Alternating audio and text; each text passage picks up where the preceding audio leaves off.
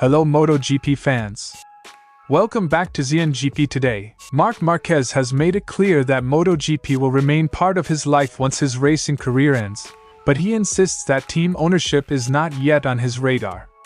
Speaking during the Thai season opener at Buriram, the reigning world champion balanced his immediate focus on riding with a cautious openness to future roles off the track. His comments come at a time when MotoGP's ownership landscape is evolving under Liberty Media, sparking speculation about whether stars like Marquez could one day follow Valentino Rossi's path into team management. Former Grand Prix rider Marco Melandri reviewed a dramatic Buriram weekend, praising Pedro Acosta's fearlessness, analyzing Marco Bezzecchi's sprint crash and Sunday comeback, and questioning the severity of the penalty handed to Marc Marquez. Speaking on Chiacchiere da Box, Melandri framed the weekend as a vivid example of how fine margins, temperament and race management shape modern MotoGP. Marco Bezzecchi struck a measured tone after a strong start to the season, praising Aprilia's project while warning against letting fear dictate performance. In an interview with Corriere della Sera, the Italian acknowledged Marc Marquez as the favorite but insisted confidence and mutual trust with Aprilia are the foundations of his approach. Bezzechi framed the opening round as encouraging but cautioned that a fuller picture will emerge only after several races.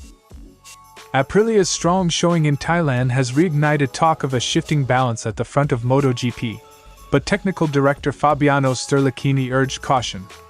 After a weekend that saw the RSGP place 4 bikes in the top 5, Sterlicchini framed the result as the product of disciplined factory work and incremental development rather than proof of a wholesale change in the championship order. Don't forget to click subscribe button and the bell icon for MotoGP news update.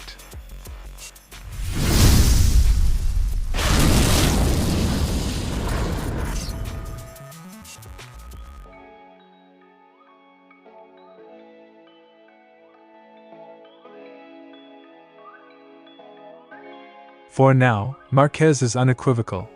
His energy is entirely devoted to racing. He underlined how demanding the life of a rider is, leaving little room for parallel ventures. The Spaniard stressed that while retirement is inevitable, his present mission is defending his title and competing at the highest level. At the moment, no, because I'm fully focused on riding. If you're a rider, your life is fully focused on riding. This clarity reflects Marquez's pragmatic mindset, acknowledging the future without allowing it to distract from the present. His words echoed the discipline that has defined his career: compartmentalize, prioritize, and keep the helmet on until the job is done. While ruling out immediate plans, Marquez left the door ajar for future involvement. He admitted that retirement will come, sooner or later, and that motorcycles will always be part of his life. His phrasing, "You never know," keeps speculation alive, hinting at possibilities without committing to specifics. In the future, you never know. I will finish my career, sooner or later, and then I will decide. The idea of riders becoming team owners is not new. Valentino Rossi's VR46 project and Lucio Cecchinello's LCR team are prime examples of ex-racers successfully transitioning into leadership roles. Under Liberty Media's stewardship, MotoGP has already seen Tech 3 sold to a consortium led by former F1 boss Günther Steiner, signaling fresh commercial interest and cross-disciplinary investment. Should Marquez one day step into ownership, he would join a select group of riders who leverage their competitive insight into management, shaping the sport from the pit wall rather than the saddle. Becoming a team owner would demand a different skill set: strategic planning, sponsorship negotiations, talent development, and long-term vision. Marquez's racing pedigree would be invaluable in guiding riders, but the role requires patience and business acumen beyond the adrenaline of competition. It would also mark a symbolic shift, from being the face of a team to orchestrating its future. For MotoGP, a Marquez-owned team would be a powerful narrative, blending his legacy with the sport's next generation. For Marquez himself, it would be a reinvention, trading the intensity of riding for the responsibility of leadership. Marc Marquez's comments were deliberately measured, no immediate plans to buy a team, but a clear acknowledgement that MotoGP will remain central to his life after retirement. His focus is firmly on racing, yet the possibility of ownership lingers as a future chapter. With precedents like Rossi and Cecchinello, and Liberty Media reshaping the commercial landscape, the idea of Marquez one day stepping into team management is both plausible and intriguing. For now, the champion remains on the grid, but the paddock will watch closely to see if, in time, he trades his helmet for a team principal's chair. Melandri said Marco Bezzecchi looked dominant early in the sprint, but his crash in the opening laps transformed the race into an open fight. Up to that point, Bezzecchi had the pace to control proceedings. His exit handed the initiative to others and made the sprint far more quote. The sprint race was very interesting. Bezzecchi's crash completely changed the scenario, because up until that point he looked very strong and had the pace to dominate the race. The crash illustrated how a single incident can alter strategy and spectacle, turning a likely procession into a high-stakes duel. With Bezzecchi out, the sprint boiled down to a head-to-head between Marc Marquez and Pedro Acosta. Melandri described their exchanges as intense and thrilling, with both riders pushing to the limit and trading moves until the final corner. Acosta isn't afraid. He faces Marquez as if he's been in MotoGP for years, and that shows the talent he has. Melandri's praise underlines Acosta's rapid adaptation to the premier class and his readiness to challenge established stars without hesitation. Melandri questioned the steward's decision to penalize Marquez for his last corner maneuver, calling the punishment excessive given the context of a last-lap fight. He argued that riders naturally take greater risks when the win is on the line and suggested the call dampened some of the sport's on-track drama. Honestly, I thought the penalty was a bit excessive. It was the last lap, and at that moment it's normal for riders to try everything. Bezzechi recovered emphatically on Sunday, converting his pace into a controlled, race-long victory. Melandri saw the result as confirmation of the Italian's true speed across the weekend and praised his ability to manage the Grand Prix distance after the sprint setback. Bezzechi's victory on Sunday proved that he had the pace to win from the beginning. The win underlined resilience and racecraft. Bezzechi turned a Saturday disappointment into a statement performance on Sunday. Melandri singled out Acosta's cornering and race management as signs of a rider maturing quickly into a title contender. He suggested the early championship could be more open than usual, noting that tire behavior at the start of the season might favor Aprilia and create a more balanced fight among manufacturers. The weekend's mix of crashes, penalties and close battles hinted at a season where multiple teams and riders can realistically contest victories. Marco Melandri's take on Buriram combined technical observation with admiration for bold riding.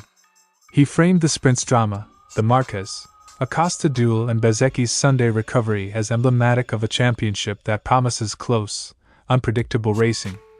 For Melandri, the key themes were talent, temperament, and the small margins that turn incidents into headlines, and a season into a genuine title fight. Bezzechi tempered celebration with perspective, noting that one race is not enough to define the championship. He pointed to Aprilia's encouraging pace in testing and Buriram's results, but urged patience before declaring any long-term hierarchy among manufacturers. It's mutual trust. They trusted me last year, despite my coming off a tough season. The message is steady, confidence in the team's direction, combined with realism about the season's length and variability. When asked about Marc Marquez, Bezzecchi was frank. The reigning champion starts as the man to beat. Yet he rejected fear as a competitive stance, arguing that entering a fight intimidated is tantamount to conceding it. He recalled last season as proof he can race Marquez without being overawed. Without a doubt, he's the favorite. If you start with fear, you start defeated. Bezzecchi's stance is psychological as much as tactical. Respect the opponent, but never let it erode your own race mindset. Bezzecchi explained his contract renewal as a search for stability within a forward-looking project. He said Aprilia's faith during a difficult patch last year strengthened their bond and made the decision to stay straightforward, despite other offers. He also praised CEO Massimo Rivola's public backing as an important vote of confidence. The renewal signals a long-term alignment. Rider and factory committed to evolving the RSGP together rather than seeking short-term fixes. Bezzechi acknowledged close ties with fellow riders, notably Francesco Bagnaia, but drew a clear line between friendship and competition. Training together and sharing routines at Rossi's academy have helped his development, yet on race day the relationship becomes purely competitive. We're very good friends, but on the track we're rivals. The duality is common in MotoGP, camaraderie in preparation, ruthless focus in competition. Bezzechi credited family and figures like Valentino Rossi for shaping his approach. His father's early involvement instilled work ethic and calm under pressure, while time at Rossi's academy offered technical and mental lessons. Off the bike, Bezzechi keeps life simple: music, walks with his dog Rubik, and steady routines that help him stay focused. Those influences explain his blend of ambition and composure, hungry to win, but rooted in a pragmatic, process-driven mindset. Marco Bezzecchi's comments combine confidence with caution. He recognizes Marc Marquez as the benchmark but refuses to race from a place of fear, trusting in Aprilia's project and the stability it offers. With a measured head and clear support from his team, Bezzecchi's aim is consistent improvement rather than headline grabs, a strategy he believes will pay dividends as the season unfolds. Sterlachini emphasized that the weekend's success was the outcome of coordinated work across departments. He likened the project to an orchestra, every unit aligned and contributing, and credited a structured, conflict-free approach for translating development into on-track performance. The goal is to believe in what you do and work to achieve it. The message reframes Buriram as validation of process and organization rather than a sudden technical revolution. The technical director was careful to add context. External factors such as Bagnaia's poor grid slot, Alex Marquez's crash, and Marc Marquez's tire issues helped open the door for Aprilia's result. Sterlachini acknowledged these incidents as part of racing while still insisting the RSGP's pace was genuine. By balancing humility with confidence, Aprilia avoids overclaiming while still recognizing the bike's improved competitiveness. Asked whether Aprilia can now displace Ducati as the benchmark, Sterlachini declined to declare a new era. His answer was deliberately cautious. The priority remains steady development race by race rather than grand narratives about dominance. Continue developing the bike and improving our work race after race. We have to stay focused on what we're doing. The stance keeps the team grounded. Success is to be consolidated through iteration, not celebrated as a finished product. Sterlachini hinted at numerous changes to the RSGP, some obvious, others hidden, that together produced the weekend's performance. He pointed to the new front air intakes under the rider's arms, officially described as ventilation aids, and suggested they may also have secondary performance benefits by keeping riders fresher late in the race. The emphasis on small, cumulative improvements explains why Aprilia's package has become more raceable without dramatic, headline-grabbing innovations. Aprilia's Buriram weekend was a statement of progress built on organization, validated simulation, and careful execution. Sterlachini's message was deliberately measured. The team will keep refining details rather than proclaiming a new era. If Aprilia's development rhythm holds, the RSGP's recent results may mark the start of a sustained rise.